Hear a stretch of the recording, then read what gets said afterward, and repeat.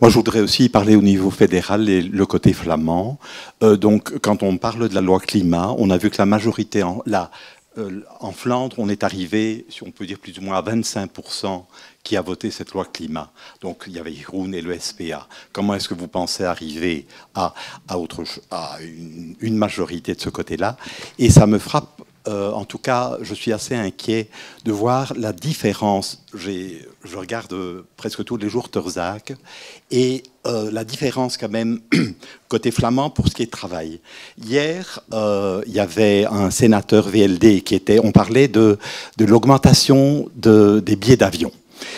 Et un sénateur VLD lui était tout à fait pour le kérosène, tout augmenté. Et il y avait une députée NVA, si elle n'a pas dit 10 fois sur le moment de son intervention, parler de hard werkende Vlaming. Donc il n'y a que ça. Et j'entends ça dans le MR aussi. Maintenant, on dit, donc au fond, les Wallons, enfin, je ne vais pas dire dans le ramac, mais quand même cette mentalité-là, ou de dire, voilà, comment est-ce qu'on fait avec les Flamands, par rapport aux Flamands, qui est quelqu'un qui travaille. Donc là, il ne fallait pas augmenter les billets d'avion, parce qu'il fallait quand même que le pauvre hardwerkende Vlaming puisse encore aller une fois en vacances. Écolo Groen, enfin, de manière plus générale, la question de la loi climat.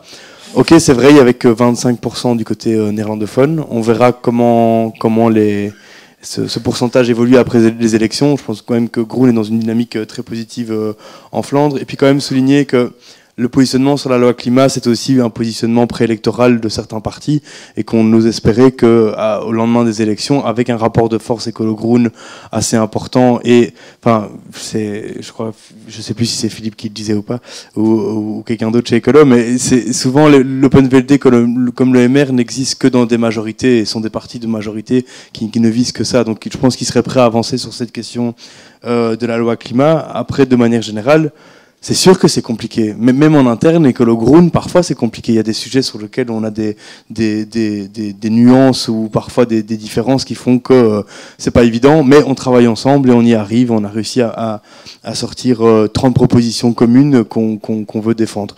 Voilà, mais ça n'empêche que ça va être un enjeu fondamental pour après le 26 mai. Je vais parfois en Flandre et je leur dis, mais enfin, allez, franchement, wat Vlamingen doen ze beter. Quel sens ça a d'avoir en Belgique 3 transpositions de la directive européenne sur la performance énergétique du bâtiment? Je dis ça parce que mon beau-frère habite dans le Brabant wallon, il est architecte et il s'est fait certifier.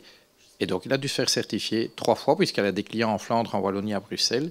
Et puis, à l'itération suivante, les lois, ou les décrets, appelez ça comme vous voulez, ont changé. Et donc, il a dû se faire recertifier. Donc, il a laissé tomber, évidemment. Quoi? Les circonstances flamandes seraient à ce point différentes des circonstances bruxelloises et wallonnes qu'il faut une implémentation différente de la même directive. Vous voulez rire ou quoi? Et si vous voulez vraiment parler de hoedbestuur, quel sens ça a de payer 3 administrations qui font la même chose? Oui, parce que c'est des fonctionnaires flamands, alors ça sera bien fait. Allez, ça suffit, quoi.